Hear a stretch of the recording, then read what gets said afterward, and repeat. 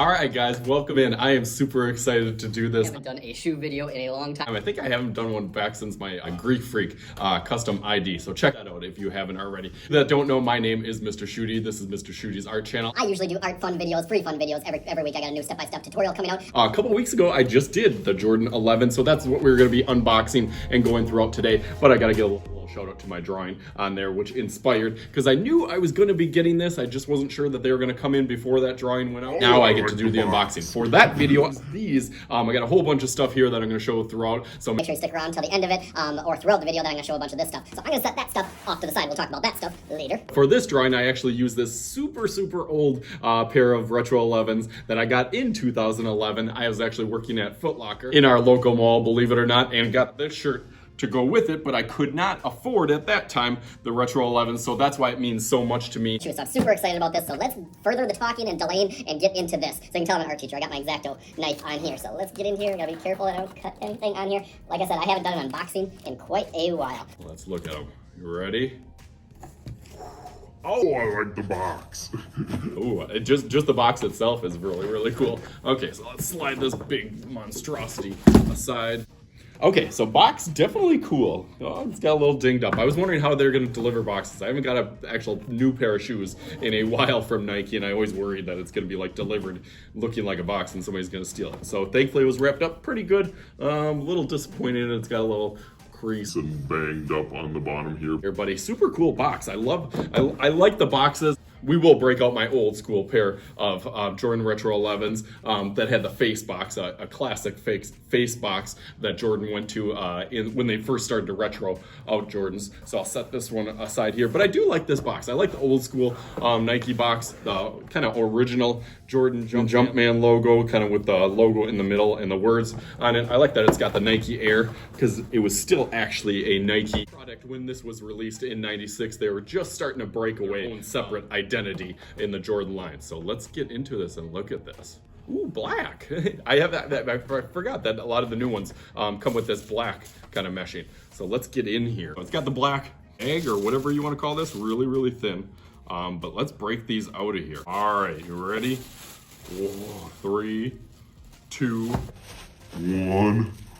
Bam! all right, look at these. I'm just gonna kind of admire. I'm just gonna kind of admire these. They are so cool. It's got the New shoe smell too that I love. These are awesome. Really, I feel like a 10-year-old kid again for Christmas. Opening up my presents under the tree, getting this. Really takes me back.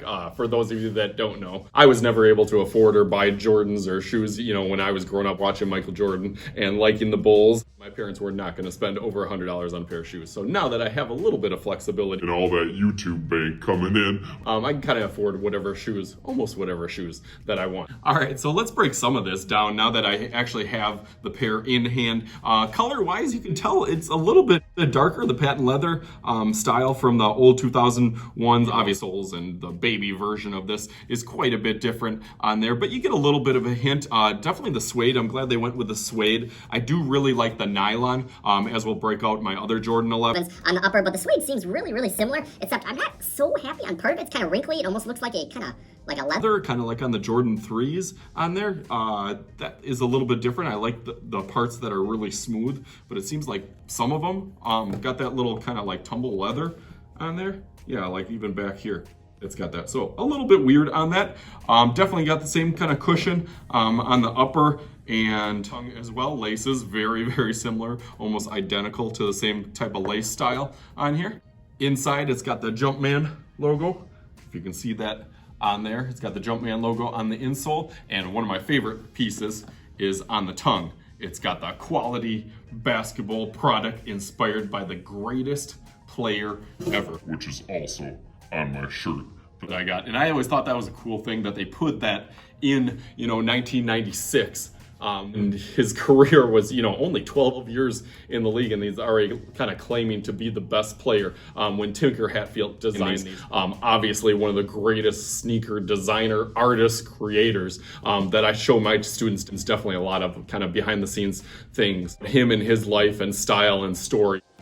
Jordan 11s clearly one of the best and most innovative sneakers out there. Iconic styling with the patent leather kind of mudguard. The reason for that is because Jordan, when he would cut and do, you know, really aggressive moves, he would actually slide out of his shoe. And you could see that in certain movements when Tinker Hatfield would watch some of the videos. So he added this extra piece, and you can see that on a lot of shoes nowadays, especially like with the Kobe's and Kyrie's, they have like an extra piece there. Makes it a little bit more stable on this side, even having the sole come up a little bit. And of course the translucent sole on the bottom, the little carbon fiber on here, making it really, really light on there. So definitely a cool shoe, not only playing wise, but also really just starting the trend of wearing sneakers and shoes with different types of stuff, different sets of like jeans, or actually wearing them with a suit. That was one of Michael's things that he wanted. I know the history with this, that he wanted a shoe that he could wear like with a suit. And now Jordan Retro 11s are probably one of the most popular things for proms or weddings, even for guys. Super, super happy with these. 11s have always been my favorite. You can actually see I used to work at Foot Locker and got these when they originally retroed.